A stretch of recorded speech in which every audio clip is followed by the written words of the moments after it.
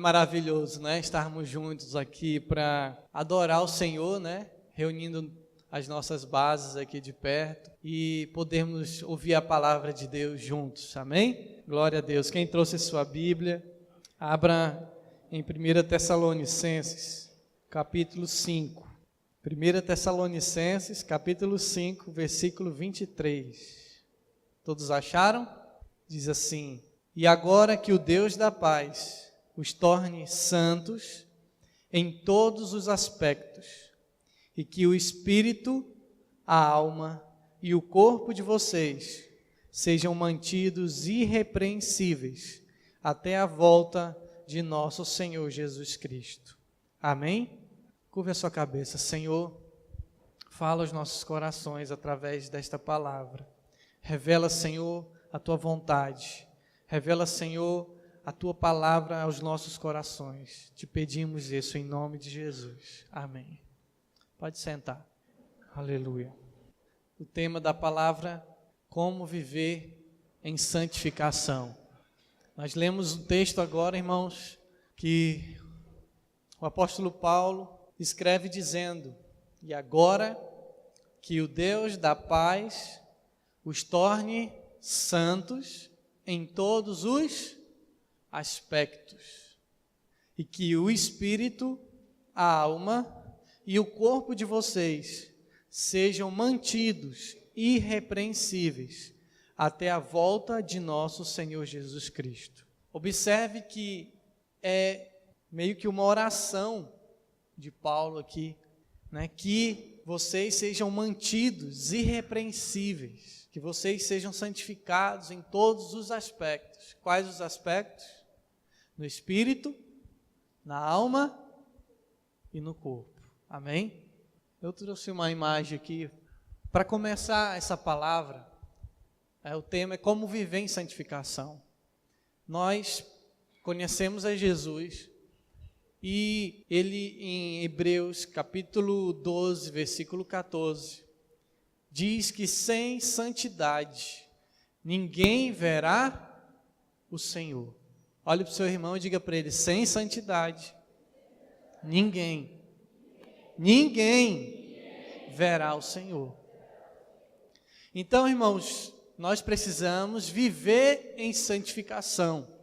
Quem é que nos torna santos? Nós lemos aqui que o Deus da paz os torne santos, e que vocês se mantenham, né, irrepreensíveis. Ou seja, o Senhor nos torna santos, mas nós precisamos nos manter irrepreensíveis. E por diversas passagens da palavra, o Senhor fala para nós vivermos uma vida de santificação, para nós nos santificarmos, né? Aquele que se santifica, que se santifique mais, aquele que peca, que peque mais. Então, se nós conhecemos Jesus, né? Eu creio que aqui quase 100% já conhece a Jesus há um bom tempo, já está congregando há um bom tempo, afinal é um culto de crescimento. E você precisa viver em santificação. Pastor, como é que eu vou viver? E o apóstolo Paulo fala que são 3 aspectos, em todos os aspectos. Quais, pastor? No espírito, na alma e no corpo. Então, para a gente entender como é que nós conseguimos viver uma vida de santificação, primeiro eu quero explicar, né? Eu sei que muitos aqui já sabem do que eu vou falar, mas eu quero falar novamente para refrescar sua memória e para aqueles que ainda estão bebês na fé aprenderem. Amém? O homem é feito desses 3 aspectos: espírito, alma e corpo. E eu trouxe aqui essa imagem para vocês, para a gente fixar na nossa mente o corpo, a alma e o espírito. Cada um desses tem as suas características. Ou seja, você, diga assim: eu sou alma, corpo e espírito. Você é composto de 3 aspectos. Mas nós aprendemos pela palavra, quando o Senhor soprou, Ele nos tornou alma vivente. Então, nós somos uma alma. Jesus disse para Pedro: me segue que eu vou transformar você não em pescador de peixe, mas em pescador de almas. Em outra tradução, de homens. Então você é uma alma. Olha para o seu irmão e diga para ele: você é uma alma. Mas é só alma, pastor? Não. Nós somos uma alma que temos um espírito e habitamos em um corpo. O que é o espírito, pastor? Vamos começar daqui, tá? Consciência, intuição e comunhão. O espírito é o sopro de vida que o Senhor deu para mim e para você. Lá em Gênesis fala que Ele soprou o fôlego de vida, e quando aquele fôlego entrou pelas narinas daquele boneco, então ele se tornou o quê? Alma vivente. Então, o Espírito tem essa característica. O Espírito é o nosso subconsciente. Alguns dizem que o Espírito é como se fosse a caixa preta de um avião. Quando o avião cai e a perícia vai fazer o seu trabalho para saber o que aconteceu com aquele avião, eles procuram o quê? A caixa preta, que é laranjada, né? E eles abrem a caixa preta e então vão ver as últimas conversas do piloto com a central de comando para saber o que foi que aconteceu. Ali está armazenada todas as conversas, está armazenada tudo aquilo que foi vivido naqueles últimos instantes daquele voo. Assim é o nosso espírito. Aqui no espírito está registrado tudo aquilo que aconteceu na sua vida. Do dia que você nasceu até o dia que você vai morrer, ou até o dia que Jesus vai voltar. E esse espírito, que é o fôlego de vida, a palavra diz que quando o homem volta ao pó, o espírito volta para Deus. Então é através do espírito que o Senhor vai julgar a todos, porque lá está registrado toda a vida da pessoa. Amém? O que é a alma, pastor? Quais as características da alma?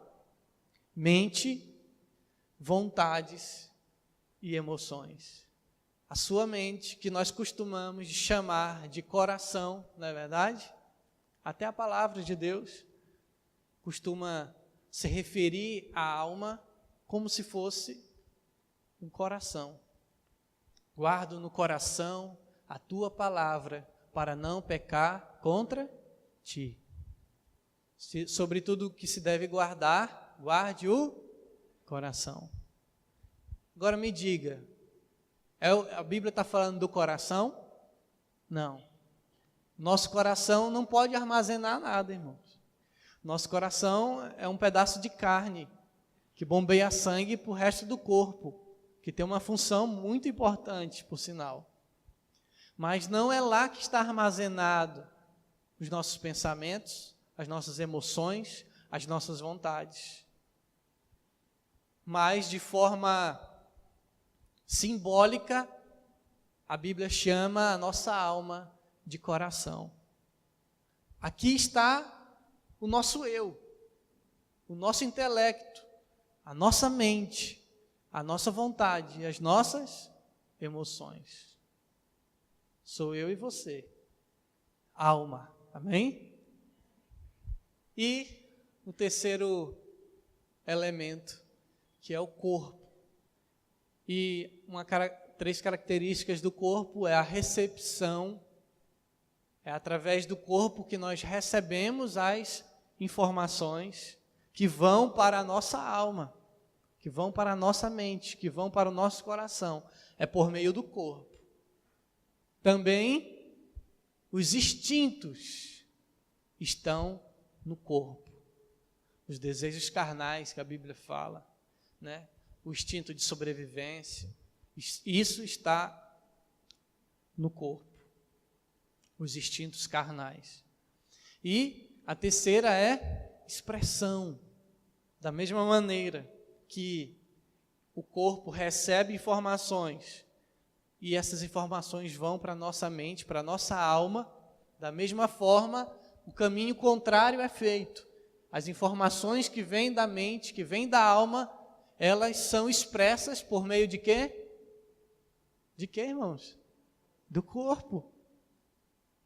Como é que você expressa que está triste? Rindo, é? Chorando. Então, você sentiu nas suas emoções, na sua alma, e você expressou no seu corpo as suas emoções. Entendido isso? Amém?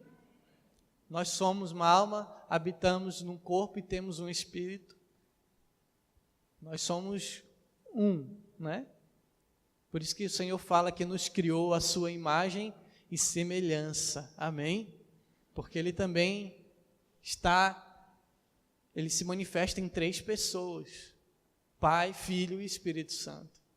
E nós também fomos criados, corpo, alma e espírito. Diga glória a Deus.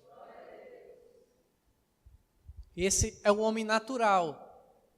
É como nós fomos criados, né? Hoje o homem sem Deus é esse aqui. E onde eu quero chegar, pastor? Nós estamos falando, o tema da palavra é como viver em santificação. Qual é a dificuldade, irmãos, para vivermos em santificação? O que é o contrário de santificação? Pecado, né? Se nós não estamos em santificação, nós estamos em pecado. E não é essa a luta que nós temos constante, não é verdade? Então, eu quero que você abra sua Bíblia em Romanos, capítulo 7. Eu vou falar um pouquinho dessa luta que se trava dentro de nós. Romanos, capítulo 7, versículo 18. Romanos, capítulo 7, versículo 18. Vamos ler.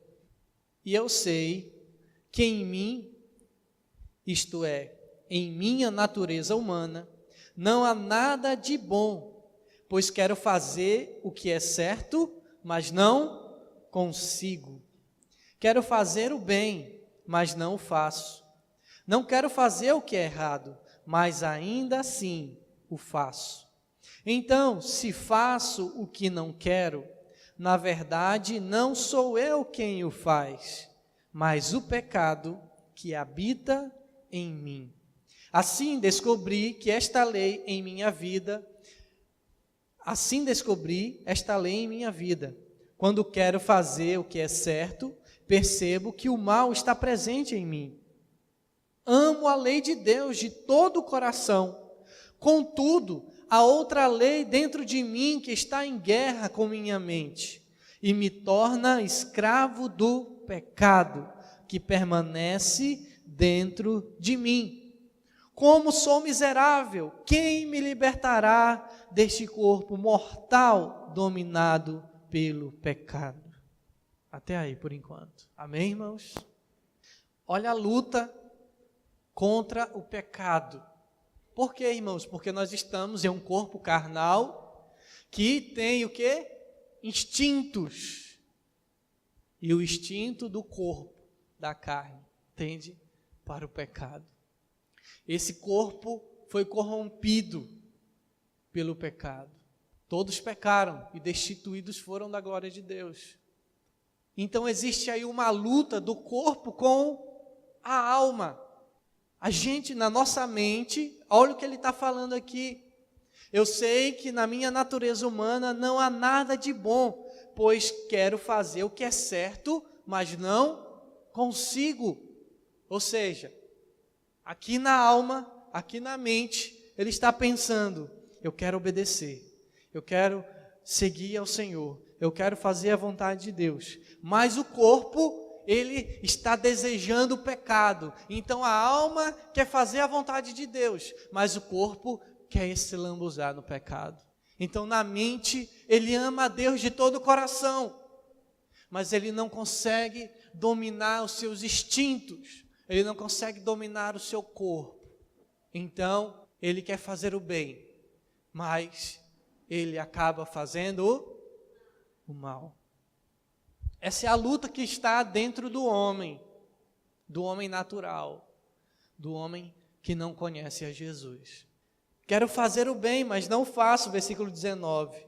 Não quero fazer o que é errado, mas ainda assim o faço. Então, se faço o que quero, na verdade, não sou eu quem o faz, mas o pecado que habita em mim. É isso que acontecia, irmãos, com o homem antes de conhecer a Jesus. É isso que acontecia comigo e com você antes de conhecermos a Jesus. Talvez muitas vezes nós até queríamos fazer a vontade de Deus na nossa mente, na nossa alma, mas os nossos desejos carnais falavam mais alto e a gente acabava fazendo aquilo que nós não queríamos fazer. E assim a humanidade viveu por muitos anos. O Senhor deu a lei de Moisés e ninguém conseguiu cumprir essa lei, porque ninguém conseguia vencer o pecado, ninguém conseguia vencer os apetites carnais. O espírito não tinha vez. O nosso espírito, que é o nosso subconsciente, a nossa intuição, é o meio de comunicação com Deus, é o nosso espírito.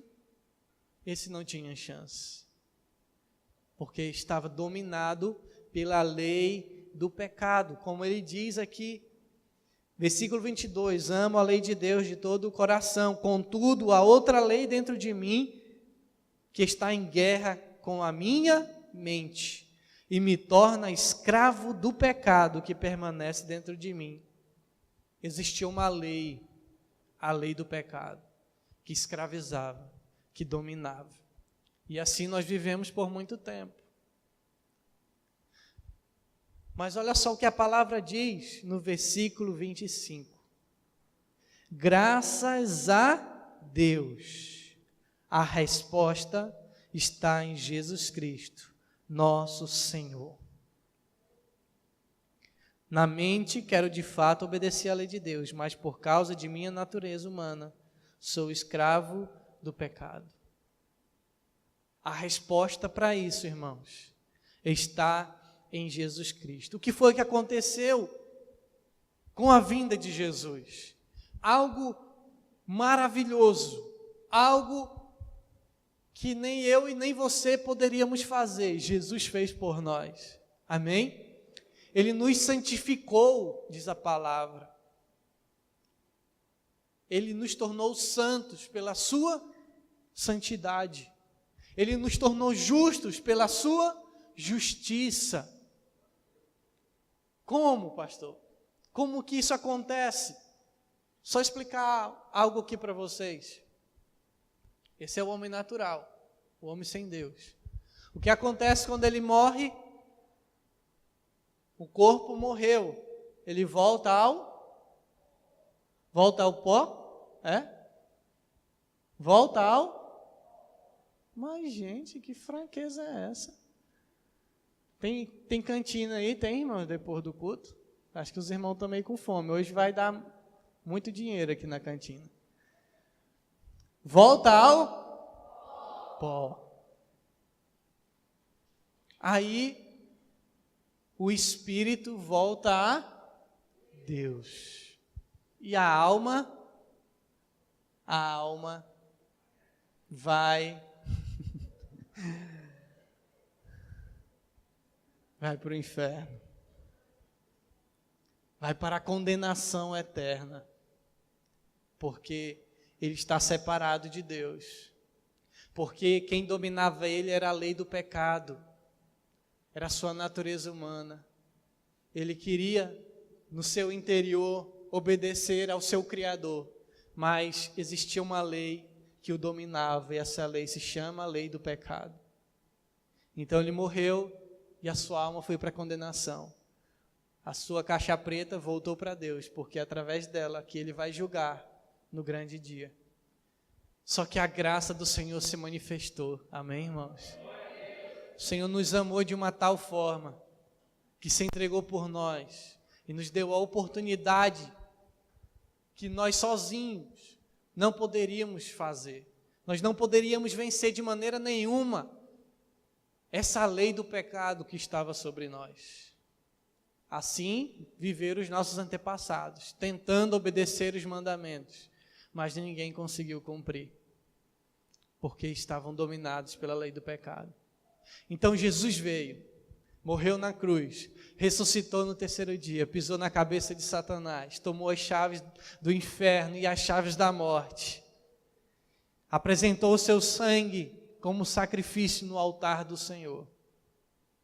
E então o véu do templo se rasgou. E nós voltamos a ter comunhão pela fé em Cristo Jesus. E a palavra de Deus diz, lá em Romanos 10, que se nós confessarmos ao Senhor, vamos ler esse texto. Está bem pertinho, né? Romanos 10, versículo 9. Diz assim: se você declarar com a sua boca que Jesus é Senhor e crer em seu coração que Deus o ressuscitou dos mortos, será salvo. Pois é crendo de coração que você é declarado justo, e é declarando com a boca que você é salvo, que você se torna justo. Irmãos, Jesus pagou o preço. Agora, a nossa fé nele opera, o sacrifício que ele fez está disponível a todos. Mas a nossa fé traz o sacrifício de Deus até nós. Quando nós cremos, então, quando nós cremos de coração, confessamos com a nossa boca, então nós somos declarados justos. E o que acontece, pastor, quando eu confesso a Jesus? Quando eu me arrependo dos meus pecados, quando eu sei que eu não consigo sozinho, Senhor, me perdoa, me ajuda, eu quero fazer a tua vontade, mas eu não consigo sozinho. O Senhor é meu Salvador, eu creio em Ti, eu creio que o Senhor morreu para perdoar os meus pecados. Diga para o seu irmão, instantaneamente, o Espírito Santo vem habitar no nosso espírito. Diga glória a Deus. Jesus prometeu, ele disse, o Espírito Santo vai vir, o Espírito da verdade, que o mundo não pode receber, porque nem o vê, nem o conhece, mas vocês o conhecem, e ele estará dentro de vocês. Está lá em João 14. E depois que Jesus foi, o Espírito Santo veio. E no momento que alguém coloca a sua fé em Jesus, ele vem fazer morada dentro dessa pessoa. E o Espírito Santo habita onde? No nosso espírito. No nosso espírito. O que acontece quando nós declaramos a Jesus? 1 Coríntios, próximo livro, capítulo 6, versículo 17. 1 Coríntios, capítulo 6, versículo 17. Mas a pessoa que se une ao Senhor tem com Ele uma união de espírito. Amém, irmãos? Tem uma outra versão que diz que nós somos um só, né? Com o Espírito de Deus. Então, quando nós aceitamos a Jesus, o Espírito Santo se tornou um só com o nosso espírito. Vocês estão percebendo a diferença, irmãos?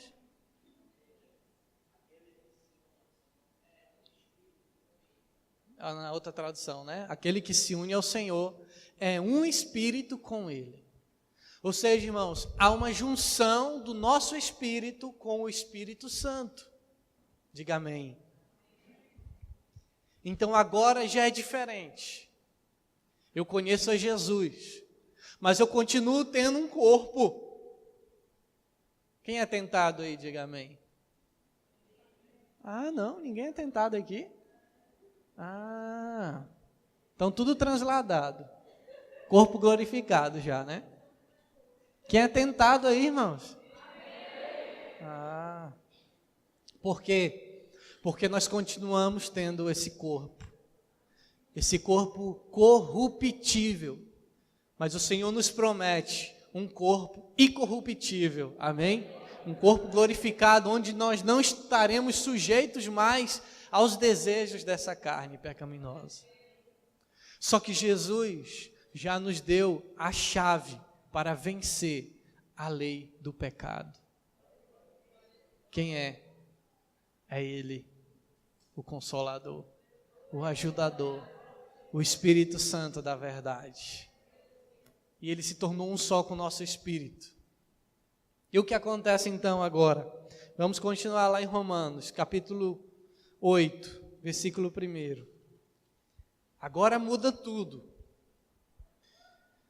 Romanos, capítulo 8, versículo 1 diz: agora, portanto, já não há nenhuma condenação para os que estão em Cristo Jesus.